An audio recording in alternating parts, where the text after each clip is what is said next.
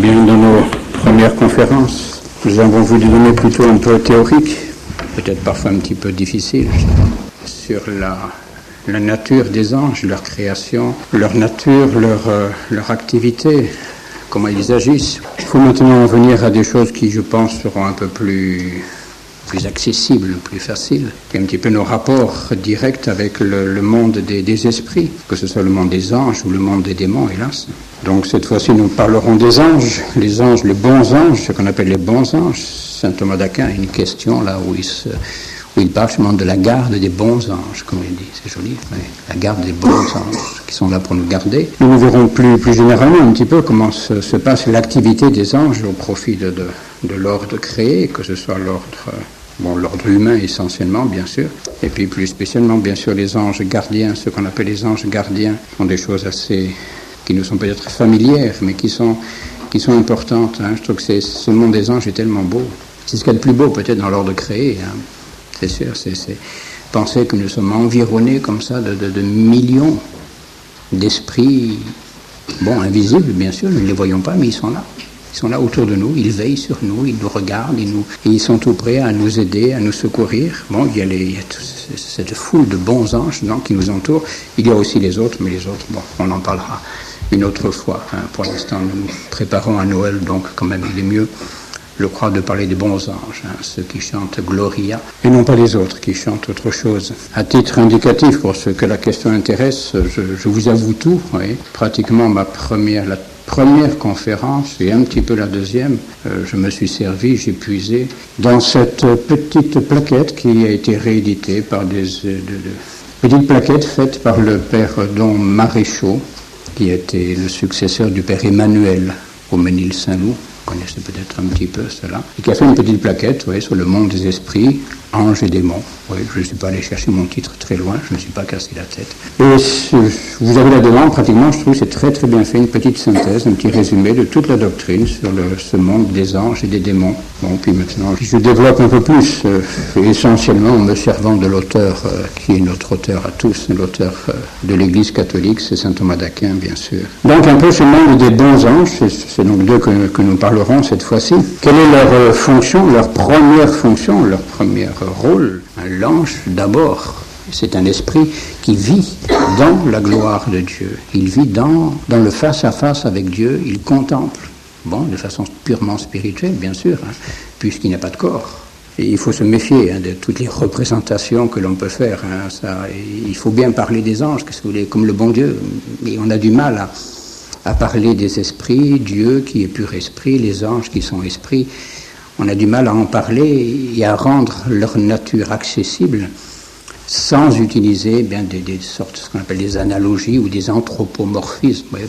On parle d'eux comme s'ils étaient un petit peu comme nous, pour qu'on arrive à comprendre un petit peu. Alors c'est pour ça qu'on leur met des ailes, parce que on leur met des bonnes joues. Je m'arrête là parce que on leur donne tout un tas de représentations qui ne veulent rien dire en soi. C'est sûr que les anges ne sont pas comme ça. Ils ne ressemblent à rien puisqu'ils sont de purs esprits. Et ce sont donc d'abord des esprits purs qui sont donc, je dirais, noyés, immergés un petit peu dans la gloire de Dieu. Et toute leur vie, justement, c'est d'adorer Dieu, d'être béat, d'admiration, d'adoration devant la splendeur de Dieu. Cette béatitude, ils l'ont méritée, bien sûr, par ce consentement qu'ils ont donné, ce mouvement de la grâce qui était en eux. Ils ont dit oui, ils sont rentrés dans la gloire, et depuis, ils contemplent la face de Dieu. Façon de parler aussi, bien sûr, puisque Dieu n'a pas de face, n'a pas de visage, mais ils contemplent la gloire de Dieu. Et toute leur vie, c'est ce que dit Saint Grégoire, c'est un bond d'allégresse, c'est un mouvement d'admiration. Toute leur vie, c'est cela. Admirer Dieu, être un petit peu autour de Dieu. Cette sorte de cour céleste, cour d'adorateurs qui chantent la louange de Dieu. Alors ils font cela, et cela tous les anges le font, quels qu'ils soient, quelle que soit la catégorie, l'ordre, la hiérarchie, leur place dans la hiérarchie des anges, tous chantent la gloire de Dieu. Et puis ils ont en plus alors cette autre activité par rapport à l'ordre créé. Nous l'avons dit déjà la dernière fois, nous avons évoqué un petit peu justement ce rôle des anges, même auprès du monde matériel. Nous avons vu cela un petit peu, que les anges, sont un petit peu les relais de Dieu, justement, pour gouverner le monde. Ce sont eux qui régissent un petit peu le cours des planètes, tout ça, tout ce qui se passe sur la Terre.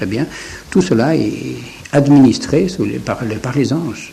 C'est Dieu, bien sûr, qui est le maître, etc. Mais ensuite, tous les ordres de Dieu, toute la sagesse de Dieu, qui est-ce qui l'applique? Mais à l'ordre créé, ce sont les anges.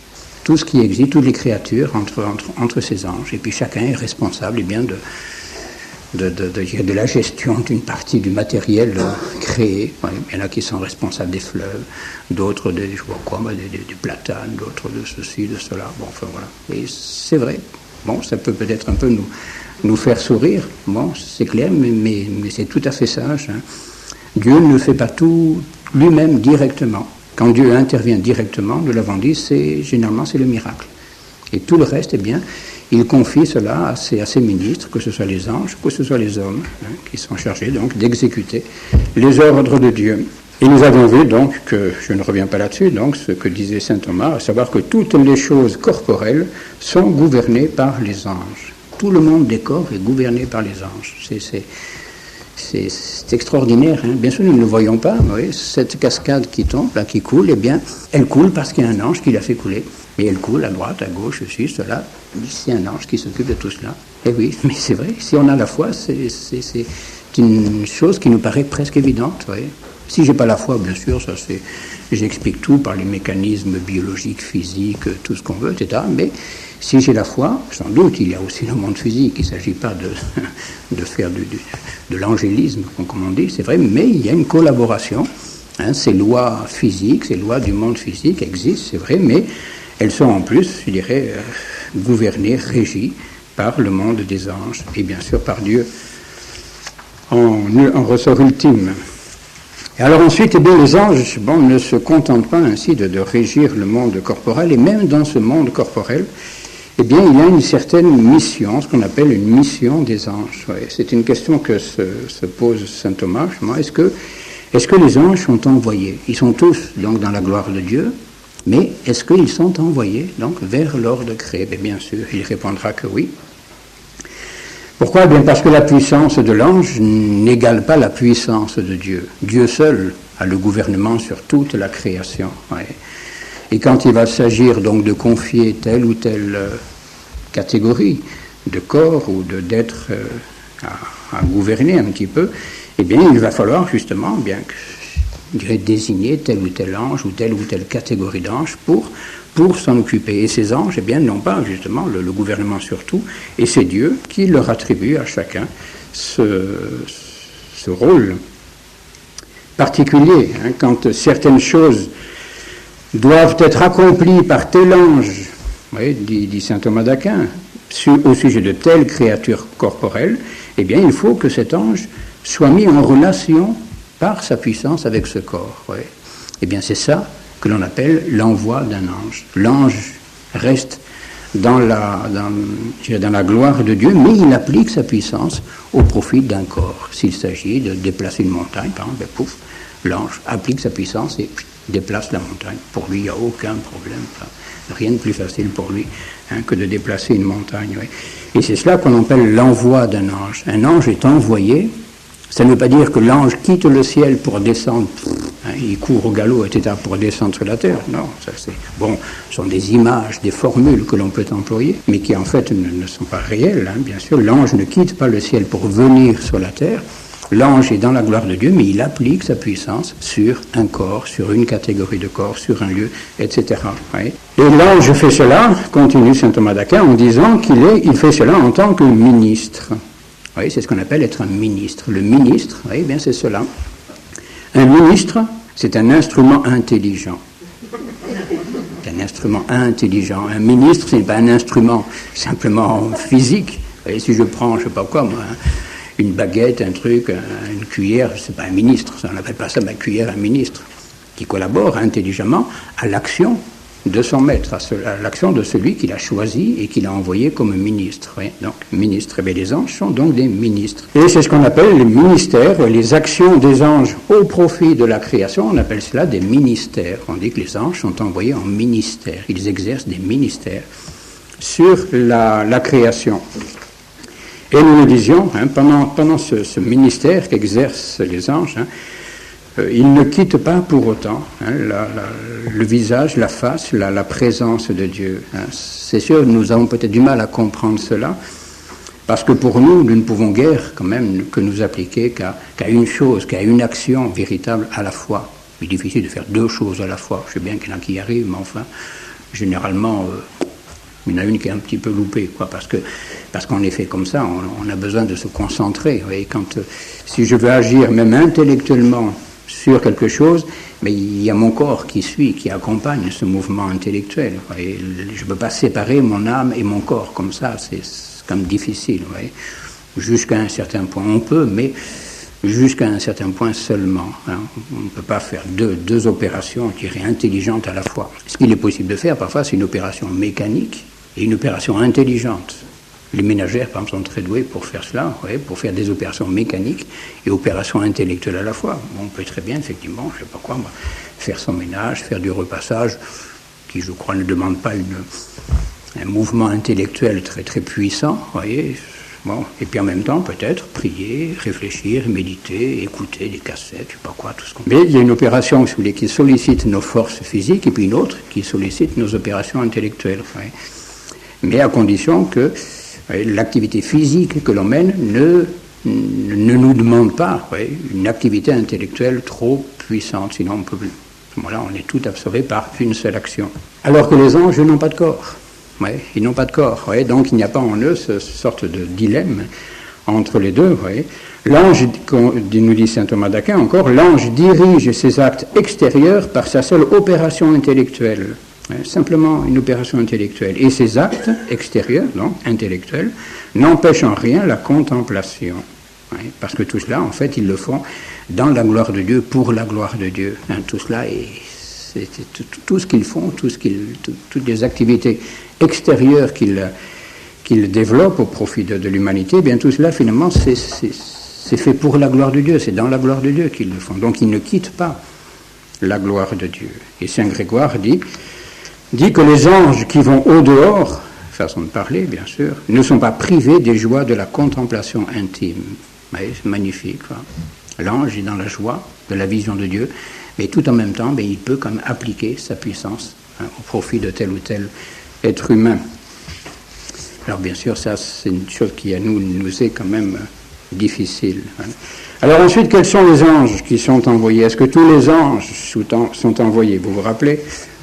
Une doctrine que nous connaissons peut-être un peu, même si on se perd dans les ordres, dans les hiérarchies. C'est 9 cœurs des anges. La première, la deuxième, premier, deuxième et troisième ordre. Premier ordre, donc, rappelez-vous, séraphins, chérubins, les trônes.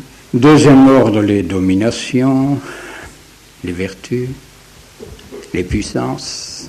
Et le troisième ordre, c'est les plus petits, si on peut dire, les principautés, les archanges et les anges. Voilà.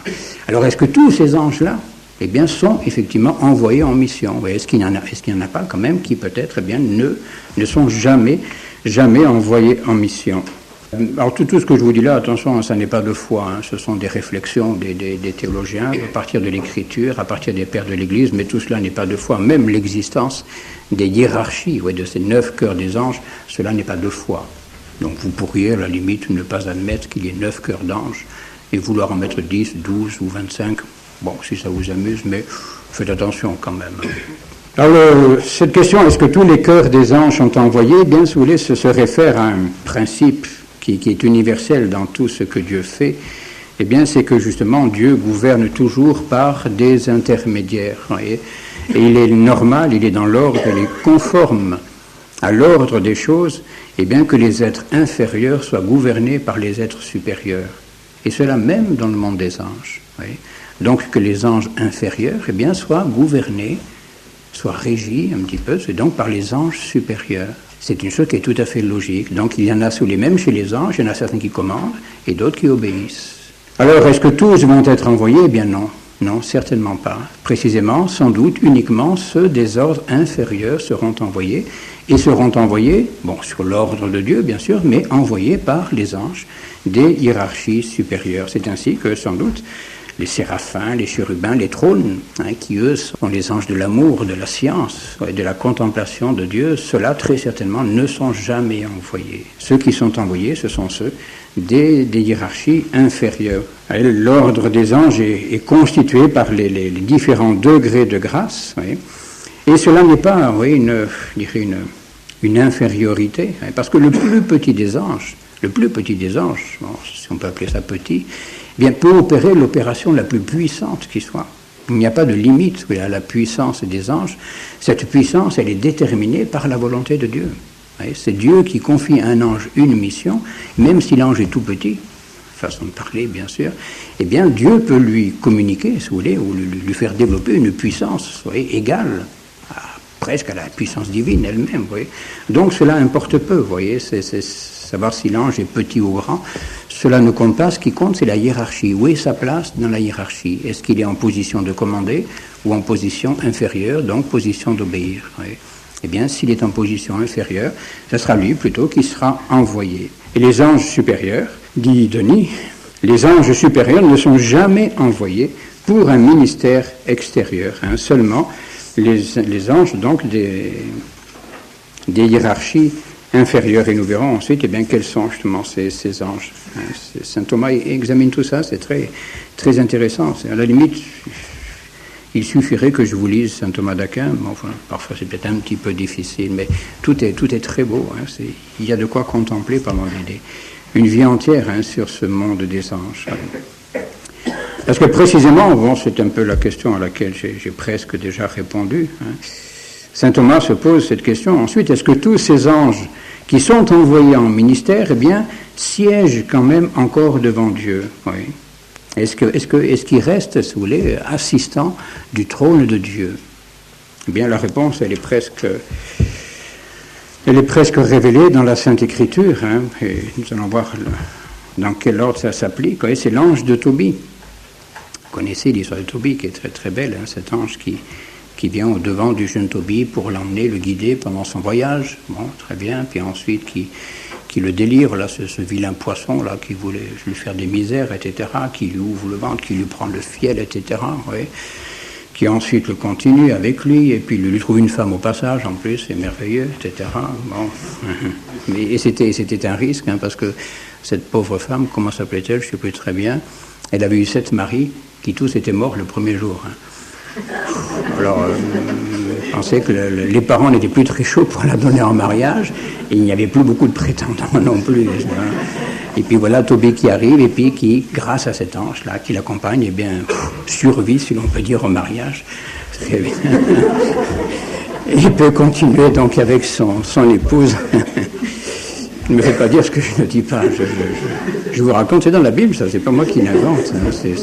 C'est révélé, c'est une histoire authentique, réelle. Ensuite, bon, elle peut aller rechercher l'argent que son père voulait qu'il lui ramène, et puis il est ramené donc sain et sauf chez son père. Et ensuite, avec le fiel donc de ce poisson, délivre le vieux Tobie, le père Tobie, de sa cécité. Voilà, il lui met ça sur les yeux, puis ça y est, le père Tobie lui retrouve la vue. Alors évidemment, c'est la grande joie, tout s'est bien passé, etc. Tout le monde est heureux, et on veut donner à ce jeune homme qui a accompagné Tobie, et qui a été si bienveillant, si bon, on veut lui donner une récompense extraordinaire, même jusqu'à la moitié des biens, etc. Et puis, ce jeune dit, c'est pas la peine, avec tout ça, ça m'intéresse pas beaucoup. Je suis l'ange Raphaël, un des 7 qui nous tenons devant Dieu.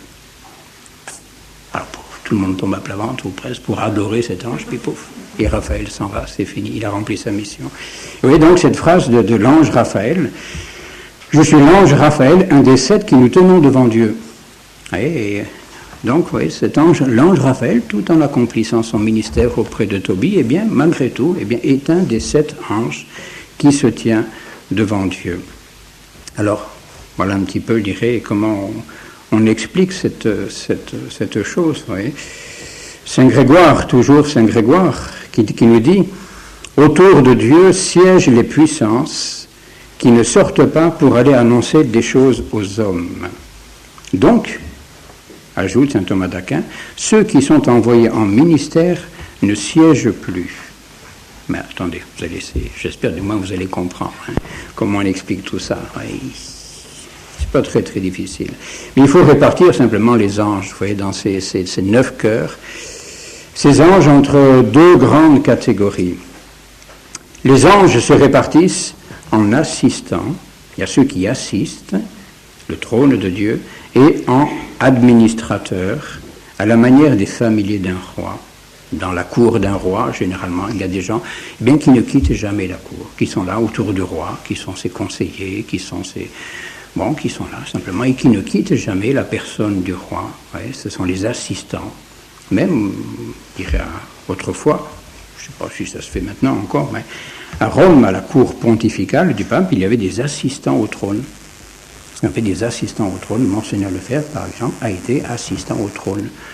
Bon, à la fin, c'était devenu purement honorifique. Il est sûr que Monseigneur n'a pas passé son temps à assister aux côtés du trône du pape, ça c'est clair. Nous savons bien qu'il a fait 1000 autres choses. Mais c'était pour manifester ce qui se faisait autrefois, justement, simplement des gens qui composaient la cour du roi ou la cour du pape et qui ne quittaient jamais sa personne. Et puis ensuite, il y en a d'autres qui composent donc la cour du roi quand même, qui sont eux des administrateurs, donc qui s'occupent davantage des affaires extérieures, vous voyez, qui sont donc dans la familiarité du roi, mais qui s'occupent des choses extérieures. Donc il y en a qui l'assistent toujours et qui écoutent directement ses préceptes, tandis que les autres reçoivent les préceptes royaux grâce à ceux qui se tiennent toujours près du roi. Et donc ceux-ci sont appelés des ministres, mais non pas des assistants. Vous voyez, donc dans la cour des anges, dans la milice céleste, vous avez des assistants et vous avez des ministres. Voyez. Et donc, continue saint Thomas, c'est saint Thomas qui parle. Vous voyez, c'est très simple, saint Thomas, c'est pas difficile. Nous devons donc penser que tous les anges vivent dans la présence, vivent dans la cour du roi. Ils sont là, ils voient le roi, ils restent à proximité de lui, même quand ils exécutent ses ordres. Voyez. Donc tous les anges voient immédiatement l'essence divine, ils voient tous Dieu. À ce point de vue, eh bien, nous dirons que tous, même ceux qui sont dans le ministère, se tiennent devant Dieu.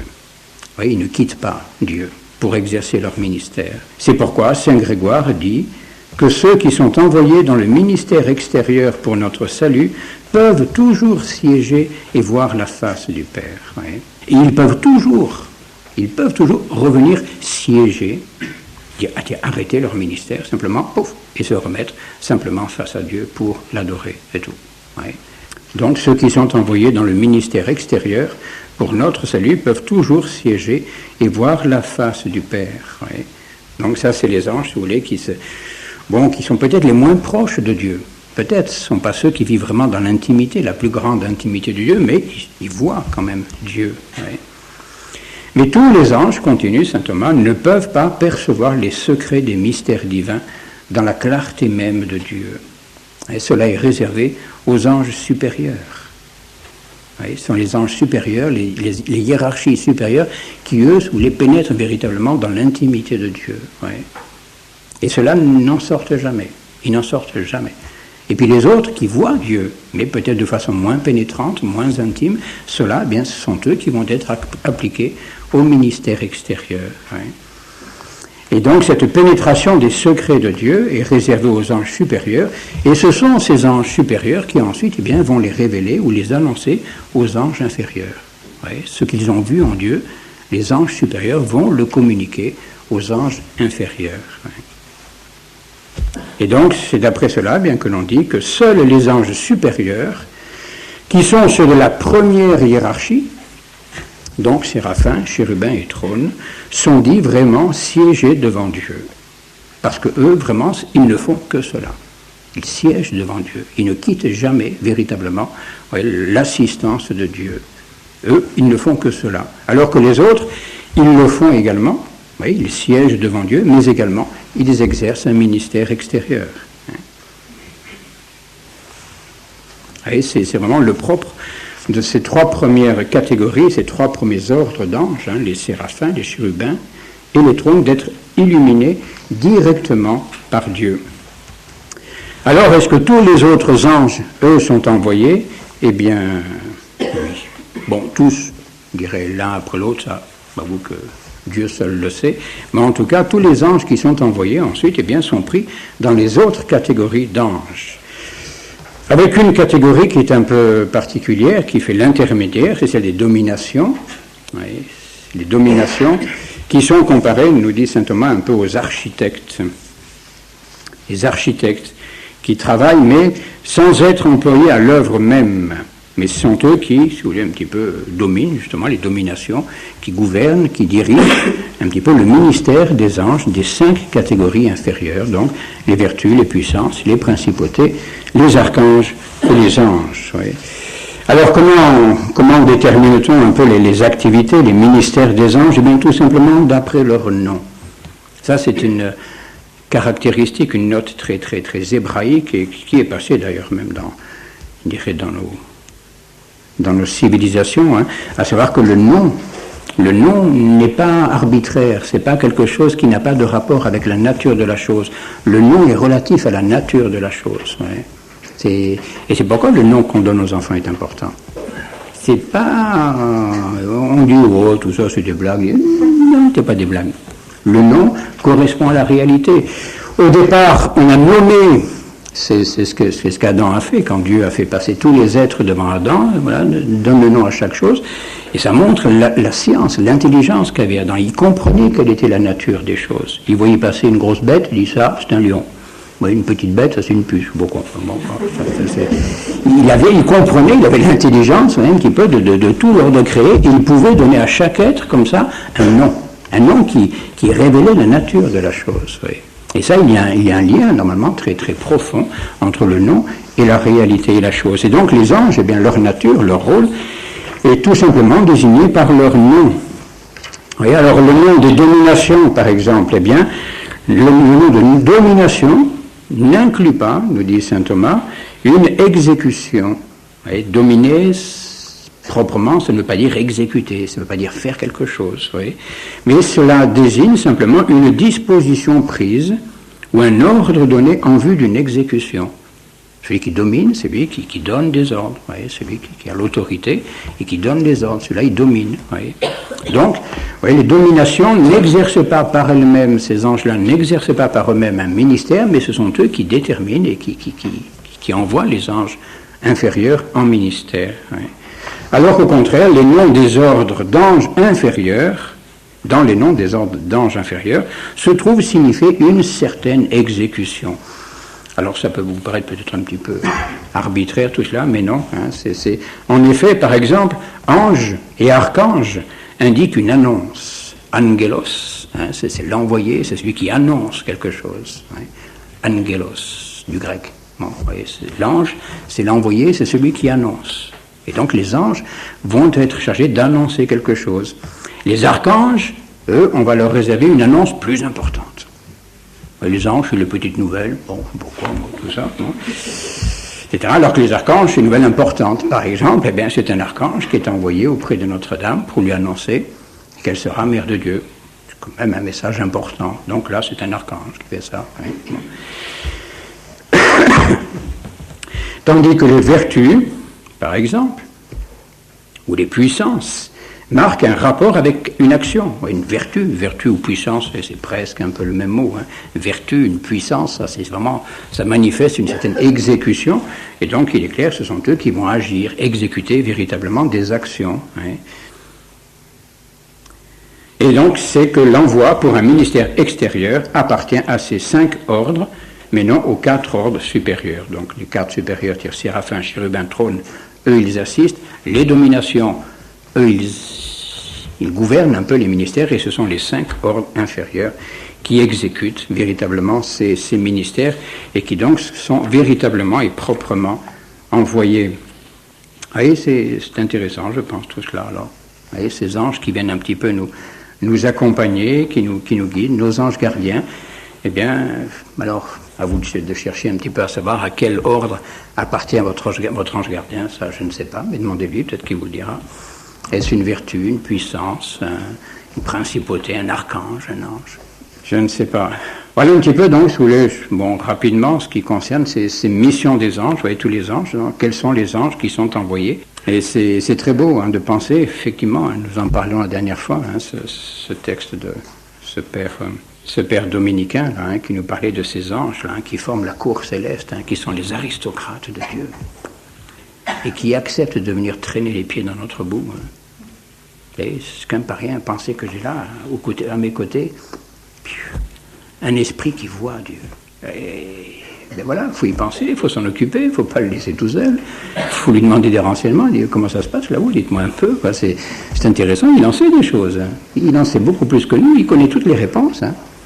Et vous séchez sur un problème de mathématiques, et bien demandez-lui la solution. Il la connaît, mais mathématiques, sauf je crois pas que ça intéresse beaucoup les anges, mais enfin en latin, par exemple, ça c'est très fort, c'est pas de problème. Mais c'est vrai. Bon, je sais, on peut en rire un petit peu, mais c'est vrai, toutes les connaissances que nous n'avons pas, toutes les réponses aux questions que nous posons, mais eux, ils les connaissent, ils les voient en Dieu. Et Dieu peut leur permettre, bien sûr, tout est soumis à la permission de Dieu, c'est évident. Dieu peut leur permettre de nous donner les réponses aux questions que nous posons. Il ne faut pas hésiter, il faut vraiment avoir recours à l'ange gardien, il faut avoir la foi. Il faut y croire à ces anges gardiens. Et oui, bon, alors ensuite, quelles sont un petit peu les missions justement de ces anges? Où est-ce que nous allons trouver des anges? Donc nous avons parlé un peu du monde matériel, les anges qui peuvent bien sûr, donc pratiquement les anges peuvent faire ce qu'ils veulent, c'est extraordinaire avec le monde matériel. Les anges, si vous voulez, pourraient jouer à la pétanque avec les planètes. Mais vraiment, en avant la Terre à droite, la Lune à gauche, et c'est pour eux, il n'y aura aucun problème.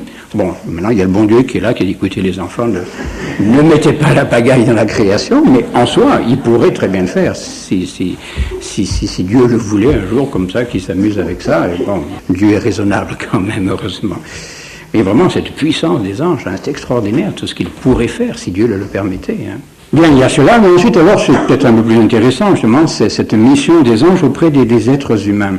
Alors, c'est très intéressant, tout cela, je pense, moi je trouve en tout cas. Vous voyez, cette présence des anges auprès de toutes les catégories d'êtres humains, auprès des peuples même. Vous voyez, les peuples, les races, les nations.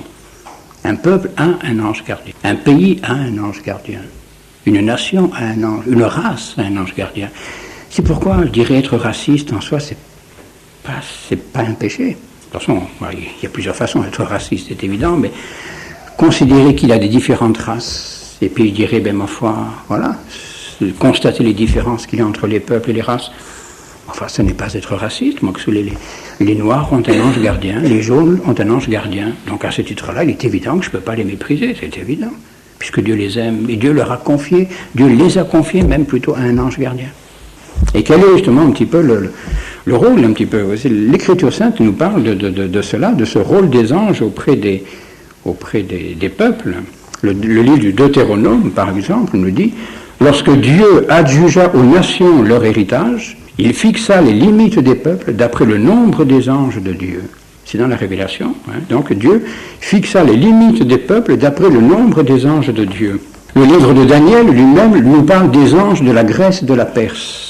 Les anges de la Grèce et de la Perse. Clément d'Alexandrie, qu'est-ce qu'il nous dit, lui, ce bon Saint Clément d'Alexandrie? Les présidences des anges ont été distribuées selon les nations et les villes. Oui, les nations et les villes. Une ville a un ange gardien. Et ailleurs, il dit encore, les anges ont été distribués entre les nations selon une ordonnance antique et divine. Et un peuple a un ange gardien. Une ville a un ange gardien. Ride a un ange gardien. Saxon a un ange gardien. Écône a un ange gardien. Eh oui, mais c'est clair, ça, et c'est normal. Oui. Et pourquoi? Quel est le rôle de ces anges, vous voyez, auprès de ces peuples ou de ces portions, disons, d'humanité, vous voyez? Bien, c'est une mission d'abord de protection et d'assistance temporelle, bien sûr, les aider un petit peu dans leurs besoins temporels, ça, c'est clair, oui. Mais surtout, et c'est cela le plus important, leur mission est d'abord spirituelle. Mission spirituelle, quel est le rôle de ces anges auprès de ces peuples? Eh bien, c'est de les conduire à la vérité, de les conduire à notre Seigneur, de les conduire au salut. Et c'est pas évident. Et les peuples ont besoin d'y être aidés. Il y a un ange, donc, qui est affecté, si l'on peut dire, à la garde de chaque peuple pour les conduire au salut. Voici ce que dit toujours Denis, l'Aréopagite. Les anges chargés du soin sacré de chaque nation élevèrent tous ceux qui voulurent bien le suivre vers l'unique principe universel. L'unique principe universel, c'est Dieu. Voilà. Eh bien, les peuples qui veulent bien, voyez, être dociles à la conduite de leur ange gardien, eh bien ces peuples-là accéderont à la vérité, à la connaissance de Jésus-Christ, à la connaissance de Dieu. Oui. Et c'est là le rôle des anges gardiens des peuples, eh bien, c'est de conduire ces peuples païens à Dieu. Conduire les peuples à Dieu, tous. Tous. Bon, garder, bien sûr, ceux qui y sont déjà, ceux qui sont chrétiens, et ceux qui ne le sont pas, les conduire à Dieu, les conduire à Jésus-Christ. Oui. Et c'est je pense, une notion importante, et que l'Église, une vision que l'Église avait autrefois. Bon, j'espère qu'elle l'a toujours, mais enfin, et dans les missions, quand on envoie des missionnaires dans tel ou tel pays, eh bien, ma foi, si vous voulez, on s'adresse un petit peu à l'ange gardien de ce pays dans lequel on est envoyé. Voilà, cet ange de Dieu à qui ce peuple est confié, ces pauvres infidèles, etc. Eh bien, voilà, aidez-moi à accomplir mon ministère pour les conduire à Dieu. Et l'ange, bien sûr, il pousse, c'est normal, ça. C'est son rôle, il est là pour ça. Il est là pour ça. Je pense que c'est une chose qu'il ne faut pas négliger. Cela, vous voyez, chaque peuple, chaque portion, disons, d'humanité. Vous savez, prenez donc une race, mettons, ensuite prenez un peuple, une nation, prenez même une région, le Valais, un ange gardien, certainement. Vous voyez, si on prend, voilà. Les Suisses ont un ange gardien, les Valaisans ont un deuxième ange gardien, ça fait du monde tout ça. Ensuite, qu'est-ce qu'il y a après? Après, vous prenez chaque district, il y a des districts encore, attention, dans le Valais, donc chaque district, c'est vrai, a son ange gardien, et puis ensuite, la commune a son ange gardien. Et dans la commune, la paroisse a son ange gardien, c'est évident, c'est à plus forte raison, et chaque famille a son ange gardien. Regardez un petit peu tous ces anges qui s'occupent de vous. Quand on arrive au bout de la chaîne, on dit non, il y en a du monde autour de nous, mais c'est bien, c'est beau. Ouais. Et donc chaque peuple a son ange gardien, et chaque diocèse, ça aussi, c'est une chose, chaque diocèse, il faudrait parler aussi de ce qu'on appelle les églises particulières, hein. Chaque diocèse a son ange gardien. Cette doctrine est fondée dans l'Apocalypse, hein, si vous connaissez l'Apocalypse, au début, là, les 7 anges, vous voyez, des 7 églises, les anges des 7 églises d'Asie mineure, vous voyez, chaque église d'Asie mineure avait son ange gardien, et chaque diocèse a son ange gardien. Ce que dit Origène, par exemple, on peut dire, en suivant l'Écriture, qu'il y a 2 évêques par église, l'un visible et l'autre invisible, qui participent à la même tâche. Il y en a un qui a la crosse et la mitre, et l'autre qui n'a rien du tout, mais qui est bien là quand même. Oui. Voilà, 2 évêques, un visible et un invisible. Et c'est tout à fait conforme, de même que l'Église. L'Église, mais ma foi, il y a notre Seigneur qui est le chef invisible, et puis il y a le pape qui est le chef visible. Donc un chef invisible et un chef visible qui est son vicaire. Et bien également, dans chaque diocèse, il y a un chef invisible qui est un ange. Et puis il y a le chef visible qui est l'évêque du diocèse. Saint Grégoire de Nazianze, qui dit des belles choses aussi. Le soin de cette église a été confié à un ange, dit-il. C'est clair. Hein? Et d'autres président à d'autres églises, comme Saint Jean l'enseigne dans l'Apocalypse.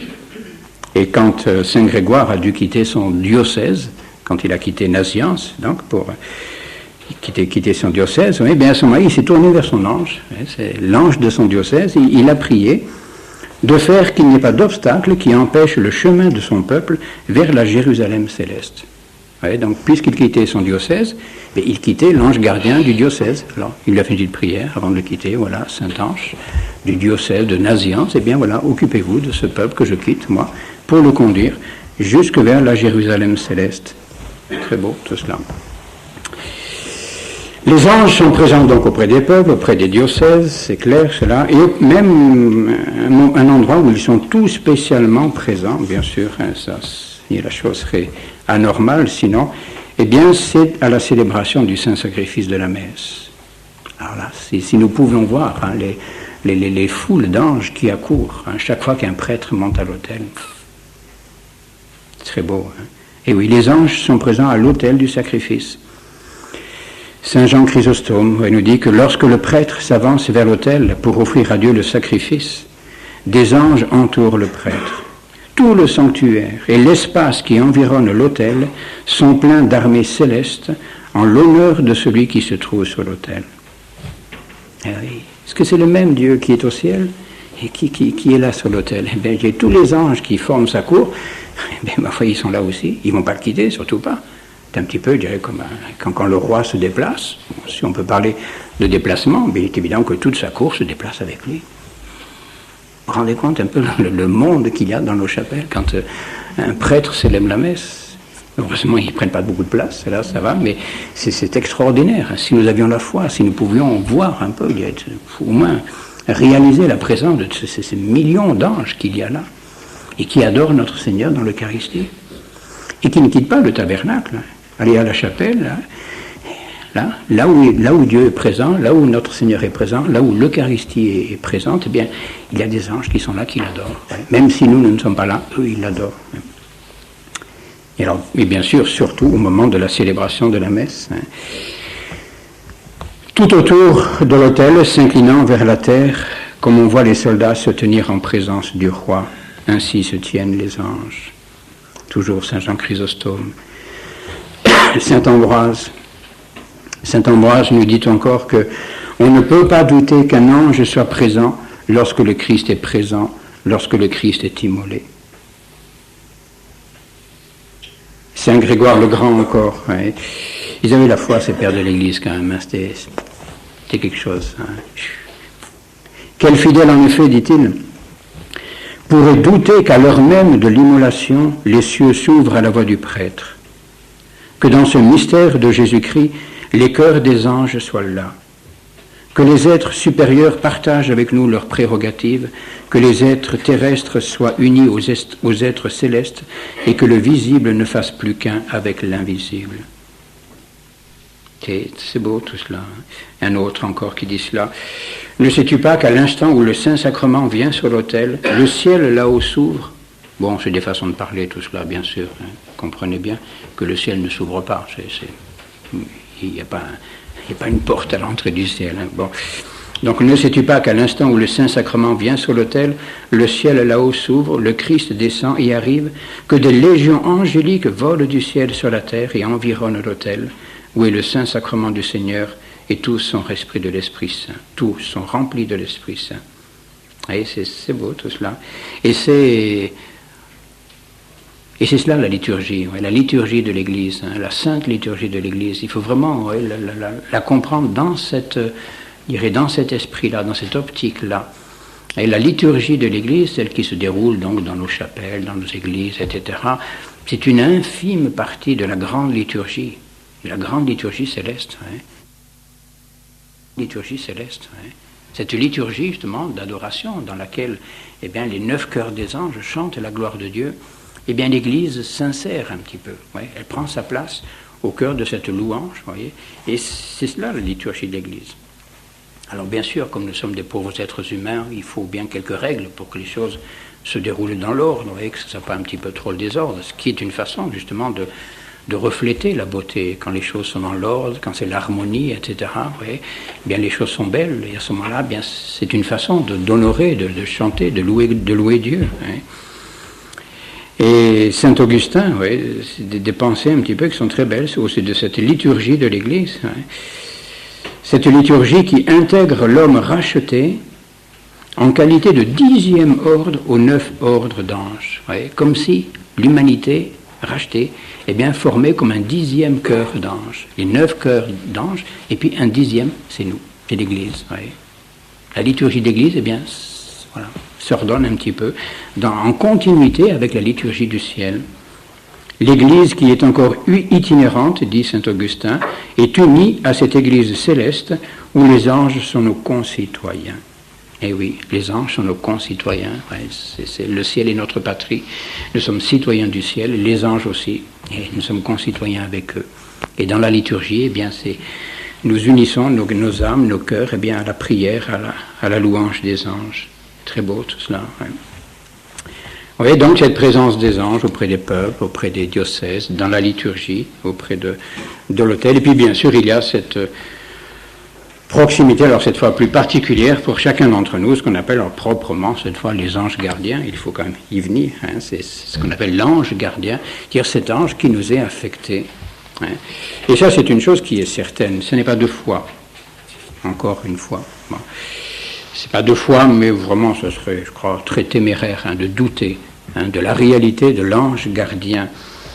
C'est fondé même dans l'Écriture, les psaumes. Vous connaissez peut-être ce psaume. Ce psaume, il a donné ordre à ses anges de vous garder dans toutes vos voies. Nous chantons cela.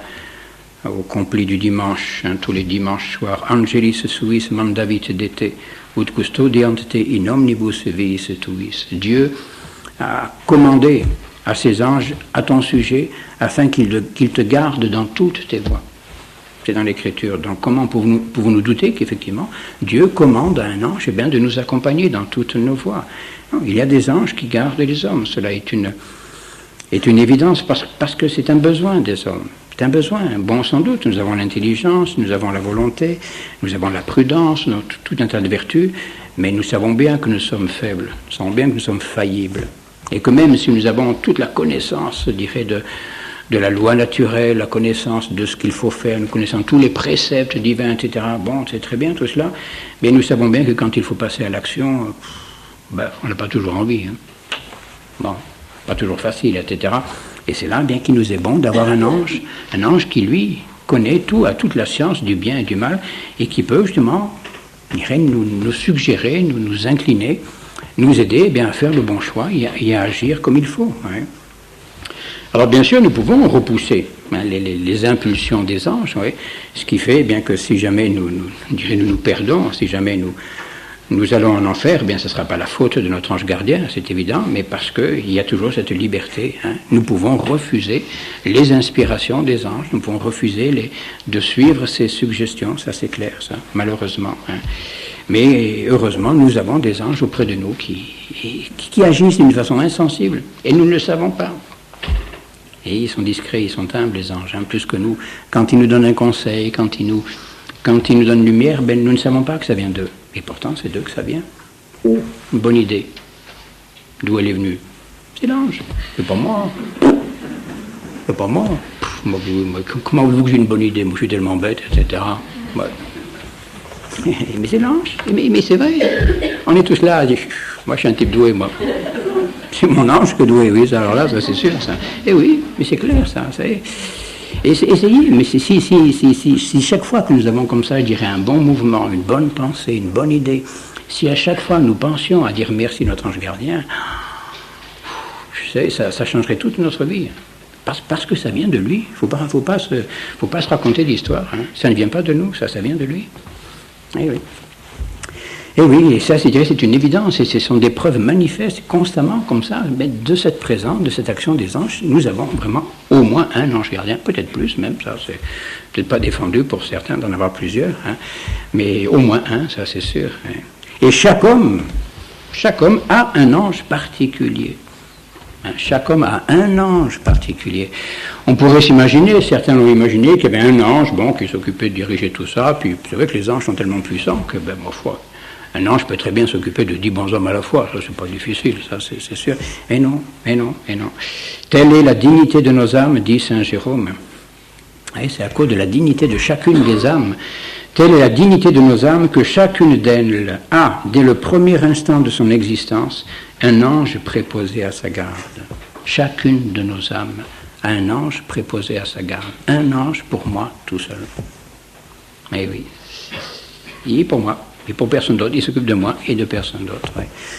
Quand je serai mort, peut-être qu'il pourra aller voir quelqu'un d'autre, mais pour l'instant, c'est de moi qui s'occupe. Oui. Un ange pour moi tout seul. Oui. Et c'est normal quand on voit justement un petit peu le soin que la Providence prend de tout l'univers créé, de tout l'ordre créé. Et à combien plus forte raison, on dirait Dieu se doit-il, en toute sagesse, je dirais, en toute convenance, de prendre soin de ces êtres tout à fait particuliers, qui sont ces êtres immortels. Et si Dieu s'occupe de l'ordre créé qui est corruptible et qui un jour sera transformé, disparaîtra dans ce que nous voyons actuellement, et ces âmes qui, elles, sont immortelles, sont destinées à ne jamais mourir, à ne jamais périr, mais à combien plus forte raison doit-il en prendre soin? Et il est tout à fait logique qu'il affecte un ange particulier pour veiller sur une âme, toute seule. Oui. Tout à fait normal. Oui. Et alors, je dirais, ça serait un petit peu hasardeux que de vouloir un peu essayer de déterminer, justement, quelle est la catégorie d'anges qui s'occupe de telle catégorie d'hommes, mais il est certain, que plus un être humain aura une mission importante à remplir dans l'Église, dans l'humanité, plus, sans doute, dirais là, l'ordre de l'ange qui lui est affecté est élevé. Et celui qui, par exemple, celui qui est destiné à devenir pape, par exemple, il est probable qu'il doit avoir au moins une vertu ou une puissance, sinon une domination, qui sait, oui, c'est normal. Alors que celui qui n'est destiné qu'à traîner sa savate un petit peu au fond des caniveaux, bon, je pense qu'il aura un petit ange, ça devrait lui suffire, celui-là. Oui. C'est pas une question de mépris de l'être en tant que tel, mais c'est en fonction de la mission qu'il aura à remplir. Oui. Mission au profit de l'humanité, au profit de son pays, au profit de l'Église. Oui. En fonction de la mission, eh bien, pour qu'il puisse accomplir sa mission au profit des autres, eh bien, avec efficacité, eh bien, il aura un ange plus puissant, oui, que l'autre. Oui. Mais alors là, vous savez, difficile de déterminer, nous ne savons pas grand-chose là-dessus. Hein. Alors on peut tout imaginer, mais méfions-nous encore une fois de notre imagination. Hein. Et c'est un petit peu la question que se pose saint Thomas d'Aquin, oui, par exemple, également pour les catégories d'êtres humains. Les catégories d'êtres humains, oui, bon, sans doute. Oui, par exemple, on attribue, mais ça c'est des coutumes, disons, des traditions, les puissances. Oui, les puissances seraient chargées plutôt de réprimer les démons, hein, en général. Les dominations, eux, garderaient plutôt les bons anges. Oui, donc, nous l'avons dit un petit peu, sont eux qui veillent sur le bon travail, la bonne exécution des ministères des bons anges, alors que les puissances s'occuperaient plutôt de réprimer les démons. Les principautés, bon, ce serait dans les principautés qu'il faudrait prendre plutôt les anges gardiens du genre humain ou des peuples. Oui.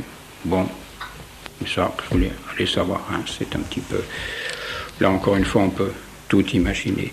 Et puis, une autre pensée qui est belle, je pense, qui est importante pour nous, hein, comme nous le disions tout à l'heure, que tous les peuples ont un ange gardien, tous les hommes ont un ange gardien. Ça, il ne faut pas l'oublier. Tous les hommes, baptisés ou non. Hein. Parfois, on a parfois des idées un peu floues là-dessus. Nous pensons que seuls les baptisés ont un ange gardien. Non. Non, tous les hommes ont un ange gardien, baptisés ou non. Oui. Même celui qui ne sera jamais baptisé, même les infidèles qui resteront infidèles, même les persécuteurs de l'Église, même l'antéchrist a un ange gardien. Oui. Tous les hommes ont un ange gardien. Oui. Bon, il est sûr que par le baptême, le baptême, nous sommes élevés à un ordre supérieur, hein, ça c'est clair. Hein, mais même indépendamment du baptême, nous avons une âme qui est rachetée par Dieu. Notre âme, même l'âme de l'infidèle, de celui qui ne sera jamais baptisé, cette âme, elle a été rachetée par Jésus-Christ, par le sang de sa croix. Et l'âme d'un tout petit, l'âme d'un fœtus, eh bien, Jésus-Christ a versé son sang pour elle. Et donc il est normal, eh bien, que Dieu veille sur toutes ces âmes qui sont les trésors de son Fils.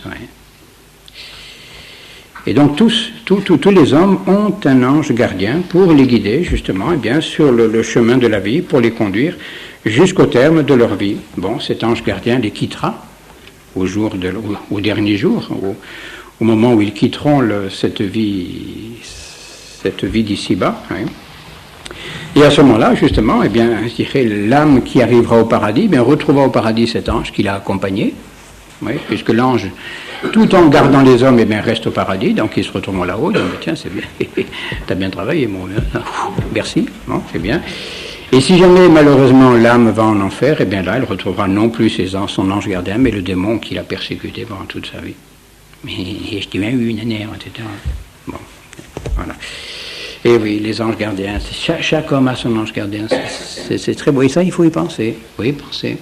Oui, c'est tous là, chacun, vous avez votre ange gardien. Bon, ça va bien, il n'y a pas de problème. Mais même tous les bandits qui peuplent nos rues, nos cités, nos routes et tout ça, ils ont des anges gardiens. Vous avez un problème avec quelqu'un, je ne sais pas quoi, etc. Et priez son ange gardien. Ou envoyez votre ange gardien, démêler un peu le problème avec le sien, etc. Oui, voilà. Mais oui, faisons intervenir les anges gardiens, vous savez.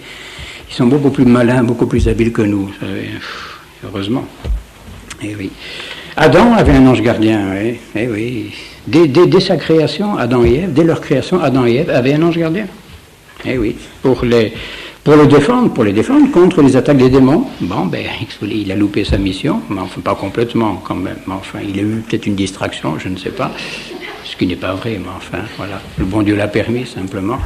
Mais en tout cas, cet ange gardien n'a pas quitté Adam et Ève après leur péché. Ensuite, ils sont restés auprès d'eux bien pour les aider à se convertir, bien, à faire pénitence et à obtenir la béatitude céleste. Oui.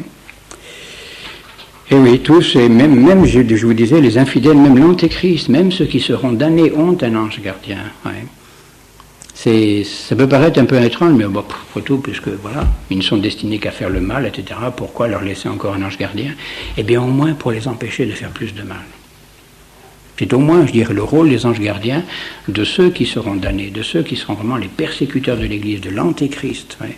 L'antéchrist lui-même est soumis à la puissance de Dieu, quand même, attention, il ne fait pas ce qu'il veut. Satan lui-même est soumis à la puissance de Dieu. Hein. Et donc, l'antéchrist, disons, a un ange gardien, voilà, mais pour peut-être justement mettre une limite à ces ravages, l'empêcher de faire certains actes mauvais. Hein. Cela est tout à fait normal, et qui sait, pourquoi pas. Bon, ça, tout est possible à Dieu, mais enfin, obtenir son repentir et sa conversion. Oui.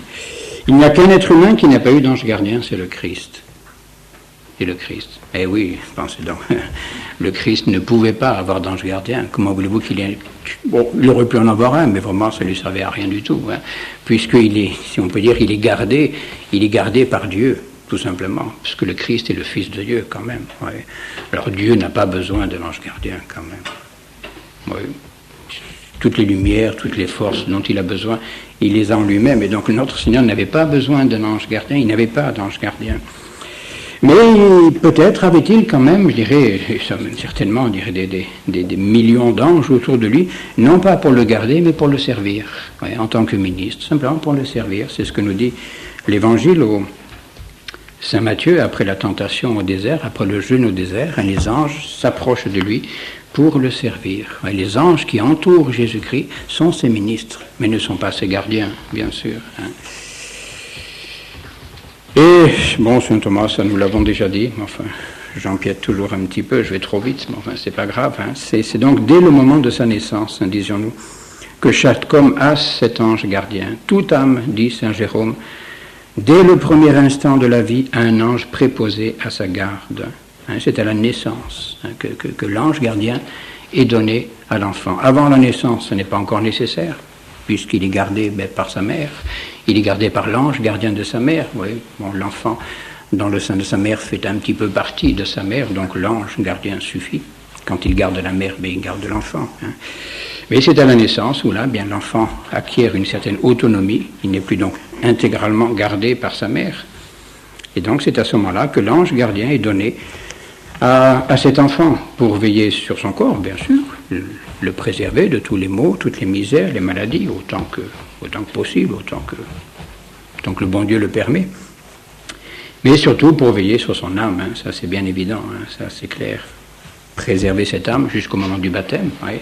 Et puis après essayer de garder cette âme bien, dans l'état où elle a été mise par l'Église, par le baptême. Hein. C'est une chose merveilleuse. Là. Si nous pouvions voir un peu l'âme d'un enfant baptisé, c'est une merveille. Hein. Il faudrait pouvoir voir ça. Hein. Pouvoir scruter un petit peu l'invisible, hein, voir une âme baptisée, c'est le paradis déjà. C'est le paradis, c'est le ciel, c'est déjà. Et la responsabilité, hein. Bon, il ne faut pas en avoir peur, bien sûr, mais c'est une chose à laquelle il faut penser, des parents, des parrains, des marraines, etc. Ouais.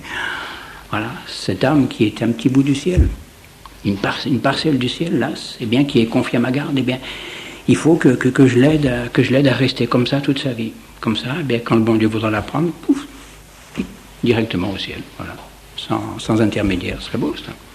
Ouais, c'est grand, là. Et c'est important pour le choix des parrains et marraines. Je fais une petite aparté, là. Hein. Le choix des parrains et marraines, justement, ne pas choisir un peu, je dirais, n'importe qui, quoi, hein. C'est bien beau de faire des mondanités, ou je sais pas quoi, copain de la copine, de la grand-mère, etc. Bon, c'est très bien. Mais surtout, est-ce que ce parrain ou cette marraine, eh bien, saura aider l'âme de mon enfant, bien, à rester pure, à rester sainte. Voilà ce qui est important. Le reste, c'est beaucoup moins important, beaucoup moins. Eh oui, cet ange gardien, et qui, quoi qu'il arrive, n'abandonnera jamais. Là, c'est clair, hein, l'ange gardien ne nous abandonnera jamais. On dit parfois que les anges nous abandonnent, que Dieu nous abandonne, mais ça, c'est des façons de parler. Hein, quand on dit que Dieu nous abandonne, ou que l'ange gardien nous abandonne, hein, etc., ben, simplement pour manifester ben, que momentanément, peut-être, eh bien, il cesse un petit peu son action à notre profit. Mais ben, pour nous permettre un petit peu, peut-être, de recevoir les conséquences de nos bêtises, de nos fautes, etc., pour que, voilà, on se reprenne un petit peu. Donc, l'ange peut parfois, momentanément, cesser de son action, mais il est évident que l'ange n'abandonne pas l'âme à laquelle il a été confié. Tout ça, mais pourquoi? Mais pas tout simplement parce que le diable, lui, de son côté, ne nous abandonne pas. Le diable, Saint Pierre qui dit cela, circuit querens quem devoret. Pouf. C'est dans les complis, tous les soirs aussi on chante ça. Le diable, votre ennemi, semblable à un lion rugissant, tourne sans cesse autour de vous pour vous dévorer comme une proie. Il est là tout le temps. Et lui, alors là, ça, lui, il ne nous abandonne pas. Il est toujours là à tourner autour de nous. Il rôde, il rôde. Et bien, il y a l'ange gardien qui rôde lui aussi. Voilà. Ils sont deux à rôder. Et l'ange gardien est plus puissant que le démon, parce que l'ange gardien se tient près de Dieu, alors que le démon ne se tient pas près de Dieu. Donc le démon, il a sa puissance à lui, et encore, elle est limitée par l'action de Dieu, la présence, la puissance de Dieu, alors que l'ange gardien, lui, il a sa puissance à lui, plus toute la puissance de Dieu. Ne vous inquiétez pas. Et oui, et les anges ne peuvent pas nous abandonner. Il y a parfois, bon, ça c'est une chose un petit peu étrange, oui, même des luttes entre les anges gardiens. C'est amusant, c'est une question un petit peu amusante là, que se pose saint Thomas d'Aquin. Est-ce qu'il peut y avoir une lutte entre les anges gardiens? Les anges gardiens qui se bagarrent, et pouf, ça paraît un petit peu bizarre, mais effectivement, dans le prophète Daniel met cela dans la bouche de l'ange Gabriel. Le prince du royaume des Perses m'a résisté 21 jours. Et ce prince du royaume des Perses, eh bien, c'était l'ange auquel était confiée la garde du royaume des Perses. Donc, oui, l'ange gardien des Perses a résisté à l'ange Gabriel pendant 21 jours. Curieux, ça, quand même, c'est quelque chose qui ne va pas très bien. Une bagarre un petit peu chez les anges. Bien, ça s'explique très simplement. C'est par rapport à la proximité, justement, que les anges ont avec Dieu. Ouais. Un ange qui est plus proche de Dieu sait des choses qu'un autre ange ne sait pas. Alors celui qui ne sait pas tout, peut parfois pas très bien comprendre un petit peu ce que veut l'autre ange. Il dit, mais oh, qu'est-ce que tu veux, toi, là-haut, je sais pas quoi. Bon, alors ça, c'est permis par le bon Dieu, moi. C'est pourquoi on ne sait pas trop. Faut pas... Jusqu'au moment où le bon Dieu va permettre peut-être à cet ange, eh bien, de transmettre à l'ange inférieur, eh bien, la science qui lui manquait. Et à ce moment-là, c'est fini, il n'y a plus de bagarre, c'est évident, oui. Et l'ange, il agit en fonction de ce qu'il sait, de ce qu'il connaît, de la volonté de Dieu, oui. Et c'est à ce moment-là que peut-être un ange qui sait quelque chose que ne sait pas l'autre ange, eh bien, peut rentrer peut-être momentanément, au moins en conflit, avec un autre ange. Ouais. Mais dès que l'autre ange, eh bien, se tourne vers le bon Dieu pour lui demander, mais dis donc, qu'est-ce qui se passe? Bon, à ce moment-là, c'est fini. Tout se règle. Ouais. Bon, c'est une question un peu, mais qui n'est pas fausse. Ça peut arriver, ça. Qui sait?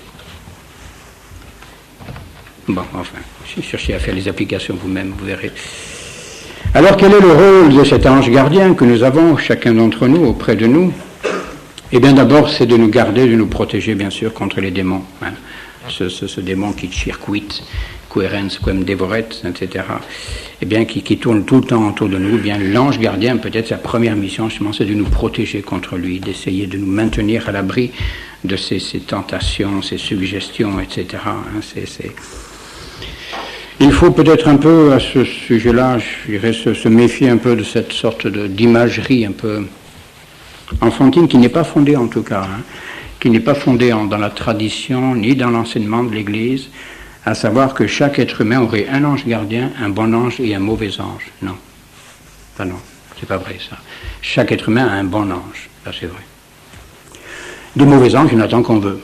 Mais nous n'avons pas, chacun d'entre nous, à notre droite un bon ange et à notre gauche un mauvais ange. Non, non. Dieu n'affecte pas un mauvais ange à chaque être humain. Ce serait terrible, ça. C'est pas pensable. Il y a des démons, bon, qui infectent l'univers. Ça, il y a peut-être 10 à ma gauche, d'ailleurs, j'en sais rien. Bon, pour un à ma droite, je ne sais pas. Mais il n'y a pas comme ça un démon qui soit affecté proprement à chaque être humain. Nous avons un ange gardien qui nous protège contre tous les démons qui peuvent se présenter dans notre vie. Ça, c'est le premier rôle des anges, de l'ange gardien. Ensuite, il nous illumine, ce dont nous parlions tout à l'heure, oui, ces illuminations, ces pensées qui nous viennent, etc. Et comment l'ange nous illumine, puisque nous disions la dernière fois que l'ange ne peut pas agir sur notre intelligence, hein, ne peut pas pénétrer dans notre âme. Donc l'intelligence et la volonté échappent à l'action des anges. Mais l'ange peut agir sur ce que l'on peut appeler la périphérie de l'âme, hein, ce qu'on appelle donc ces facultés plus extérieures. C'est tout le monde des passions, des sentiments, l'imagination, la mémoire, la sensibilité. Alors là, l'ange peut agir là-dessus. Oui. Tout ce qui est en rapport avec le monde extérieur, l'imagination, la mémoire, la sensibilité, les passions, tout ça sont des réactions par rapport au monde extérieur. Alors là, l'ange et le démon peut agir là-dessus. Mais il ne peut pas pénétrer dans l'âme elle-même. Ce qui est l'intelligence et la volonté, là, il ne peut pas rentrer. Ça, c'est la demeure de Dieu. Heureusement. Oui. Mais il peut agir donc sur notre imagination, notre mémoire. Et c'est ainsi, bien que parfois, il nous fait surgir un petit peu dans l'esprit, justement, des idées, des bonnes pensées, etc., en agissant sur notre sensibilité, sur nos passions, sur notre imagination. Oui, ça, aucun problème. Nous le disions la dernière fois, les rêves même, rappelez-vous, ces rêves de Saint Joseph, oui, c'est dans des rêves, des songes, que Saint Joseph a reçu les messages de l'ange. Oui, mais ça, le rêve, oui, ce n'est pas quelque chose de proprement intellectuel, c'est quelque chose qui se tient plutôt dans l'imagination. Oui. Et bien c'est là que l'ange, parfois, va nous présenter une idée dans l'imagination.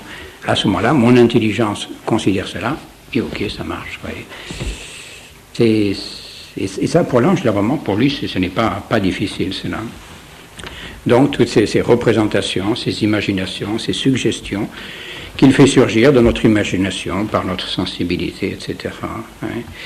L'ange également, donc non seulement il nous défend, non seulement il nous illumine, mais encore il nous aide, même parfois, je dirais des aides véritables, des actions véritables, des aides donc extérieures. Hein.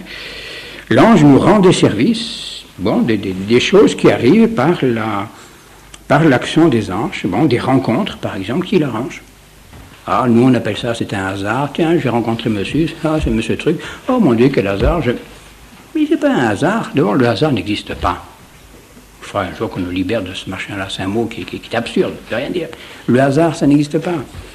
Le hasard, tout est soumis à Dieu, tout est réglé par la providence, tout est réglé par le ministère des anges. Et vous rencontrez quelqu'un, c'est un ange qui vous l'a fait rencontrer. Alors d'abord, remerciez le bon ange, puis après, dites bonjour, monsieur machin. Voilà. Mais oui, ça n'est pas un hasard. Pourquoi? Ça, vous le verrez après, quelle était la raison de cette rencontre, mais ça n'est pas un hasard, c'est pas fortuit, ça. Tout ça est calculé, voulu, permis par Dieu. Moi, même les accidents de voiture, voilà, c'est pas un hasard, c'est que vous voulez, Bon, alors pourquoi ça, vous débrouillerez avec le bon Dieu, mais voilà, tout ça, c'est l'action des anges. Ouais, parfois, c'est pour nous donner des avertissements, ou je ne sais quoi. Hein. Des rencontres, donc, que l'ange peut arranger, oui. Ou bien même des mauvais pas dont l'ange peut nous tirer. Il peut nous empêcher je sais pas quoi, nous éviter des chutes, des accidents ou je ne sais quoi. Oui.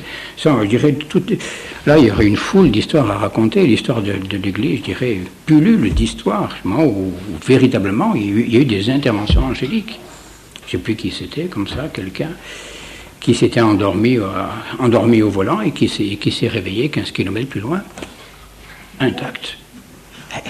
C'est son ange gardien qui a pris le volant. Bon, c'est pas une raison pour s'endormir au volant, attention. Hein. Il n'est pas dit que l'ange gardien le fera à tous les coups, mais des phénomènes comme ça, inexplicables. Humainement, c'est pas explicable. Eh bien, c'est son ange gardien qui a pris le volant, qui a dirigé ses voitures, etc., puis qui l'a amené à bon port. Et le bonhomme, il s'est réveillé, il était chez lui. Bon, enfin. Et donc, de véritables services qui peuvent rendre, alors, je dirais là, on peut tout supposer, ils peuvent tout faire. Hein. Et un autre service que nous rendent nos anges gardiens, qui est peut-être comme plus important, au-delà de cette garde contre les démons, l'illumination, les aides, eh bien, c'est d'offrir nos prières à Dieu, Et on le dit également dans le livre de Tobie, que Raphaël présentait à Dieu les prières de Tobie.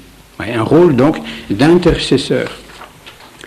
Ils se font un peu nos relais entre la médiocrité de nos prières et puis la sainteté, la majesté de Dieu que nous voudrions prier mieux, mais nous avons bien du mal à améliorer notre prière. Et bien à ce moment-là, ce sont les anges qui prennent notre prière, qui se font nos intercesseurs et qui présentent nos prières à Dieu.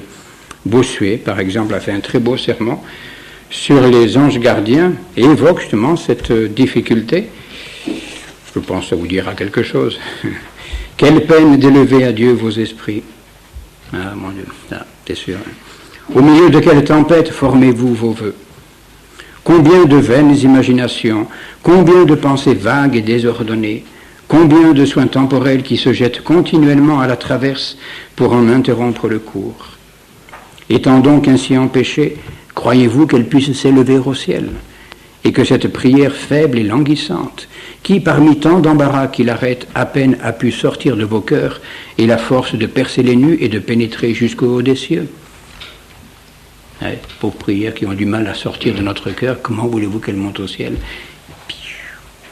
Eh bien, c'est l'ange qui la prend en charge et qui la fait monter vers le cœur de Dieu. Alors, eh bien, l'ange prête à ces faibles prières ses ailes pour les élever, sa force pour les soutenir et sa ferveur pour les animer. C'est beau, ça. Quand notre ange gardien voit qu'on a du mal à prier, eh bien, il intervient, il met à notre service tout ce qu'il a de force, de ferveur et de puissance pour que notre prière puisse monter vers Dieu. Et en faisant tout cela, encore une fois, il ne faut pas le perdre de vue, eh bien notre ange ne quitte jamais le ciel pour venir s'occuper de nous. Son ministère ne l'empêche pas de voir Dieu, et même, vous voyez, tout un ensemble de spirituels qui nous propose cette très très belle pensée. Et dans la Sainte Écriture, notre Seigneur parle de ces anges, ne pas scandaliser les petits enfants, dont les anges contemplent toujours la face de Dieu. Faire attention, ce petit enfant, son ange, voit la face de Dieu. Eh bien, tout un courant donc de pensée, de spirituel, qui nous dit que ce ciel où notre ange contemple la face du Père, eh bien, c'est notre âme. C'est notre âme. Eh oui, c'est notre âme dans laquelle habite la Sainte Trinité. Et notre âme est habitée par la Sainte Trinité. Et donc ce ciel où notre ange voit le Père, eh bien finalement, c'est notre âme. Donc vous voyez qu'en s'occupant de nous, notre ange gardien ne peut pas quitter Dieu, puisque Dieu est dans notre âme. C'est magnifique tout cela. Et bien sûr, il y a encore ce dernier moment, c'est celui de notre mort, eh bien, où l'ange gardien, où les anges, eh bien, au contraire, peut-être accourent avec plus d'empressement encore, l'assistance des anges au moment de la mort. Et l'Église est très sage, très bonne, justement, de nourrir un peu sa liturgie des défunts, qui est magnifique. Cette liturgie des défunts est une merveille. C'est peut-être la plus belle liturgie de l'Église. La messe de Requiem, c'est une splendeur. Si on pouvait la chanter tous les jours, ça serait merveilleux. Bon, enfin, voilà. Et c'est vrai qu'elle est très belle, mais elle n'est pas triste. Bon, je pense que vous-même tous, vous l'avez un petit peu expérimenté. Elle n'est pas triste. Cette messe des défunts n'est pas triste. On ressort d'une messe de Requiem avec l'âme très apaisée, pleine d'espérance, pleine de confiance. Ouais, c'est vrai. Que ce soit les paroles, que ce soit les mélodies, que ce soit tout, quoi. Et tout est très beau, très apaisant, très encourageant, au contraire. Et vous avez, par exemple, dans la liturgie des défunts, quand on introduit le corps dans l'église, donc là, on va chercher normalement le corps à son domicile, et ensuite on le conduit jusqu'à l'église, puisqu'il ne peut plus y venir tout seul, eh bien c'est l'église, c'est très beau aussi cela, qui va chercher le corps de son enfant, là, à son domicile, et qui le conduit une dernière fois jusqu'à l'église. Ce chemin que cette personne faisait toute seule autrefois, maintenant c'est l'église qui le lui fait faire. Et au moment où le corps du défunt rentre dans l'église, cette très belle antienne là, qui est chantée, ce sub venite sancti Dei, occurrite angeli Domini. C'est magnifique, ouais. Venez, Saint de Dieu, accourez, ange du Seigneur. Prenez son âme et présentez-la devant la face du Très-Haut. Que le Christ qui vous a appelé vous reçoive et que les anges vous conduisent dans le sein d'Abraham. C'est très beau, ouais. cet appel aux anges, pour venir prendre cette âme, la baptiser, rachetée par le sang du Christ, et puis la conduire, l'introduire dans la gloire de Dieu, si ça n'est pas déjà fait. Si c'est déjà fait, bien tant mieux, c'est bien, mais qui sait, hein. Et cela, vous voyez, nous ramène à cet épisode, cette parabole, vous connaissez, du mauvais riche et du pauvre Lazare, hein, le pauvre Lazare qui était porté par les anges dans le sein d'Abraham, ce pauvre qui est mort, là, etc., à la porte du mauvais riche, et dont l'âme a été portée par les anges dans le sein d'Abraham. C'est donc, vous voyez, ce rôle des anges, et qui est très traditionnel, hein, justement de porter les âmes des défunts dans le sein d'Abraham, c'est-à-dire dans le paradis. Ouais. Ce que les Grecs appellent les anges psychopompes.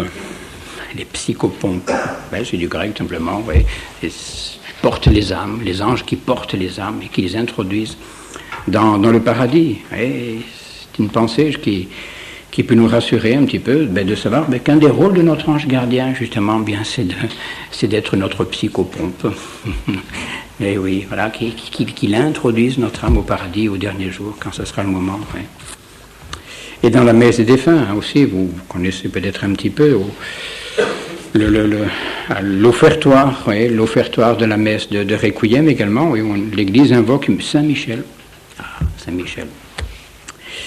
Saint Michel, le porte-étendard, afin qu'il nous présente dans la lumière sainte promise jadis à Abraham. C'était l'offertoire, l'antienne offertoire de la messe des défunts. On invoque la Saint Michel, hein, le porte-étendard.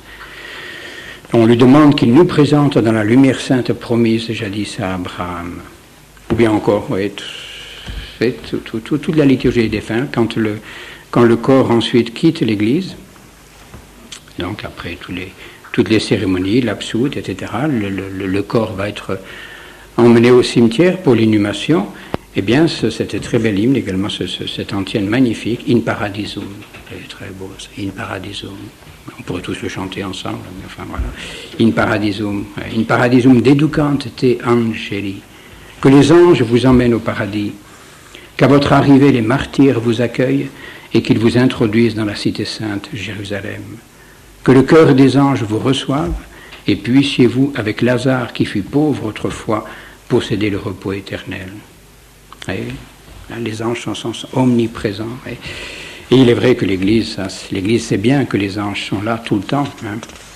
Toute sa liturgie donc se déroule un petit peu dans cette ambiance, si l'on peut dire angélique. Il est normal que dans ces messes que l'Église célèbre, eh bien pour ceux de ses enfants qui viennent de quitter la terre pour aller vers le ciel, eh bien c'est normal qu'elle appelle encore plus, que d'habitude peut-être, l'intervention des anges pour venir au secours de ces âmes et les introduire dans la béatitude.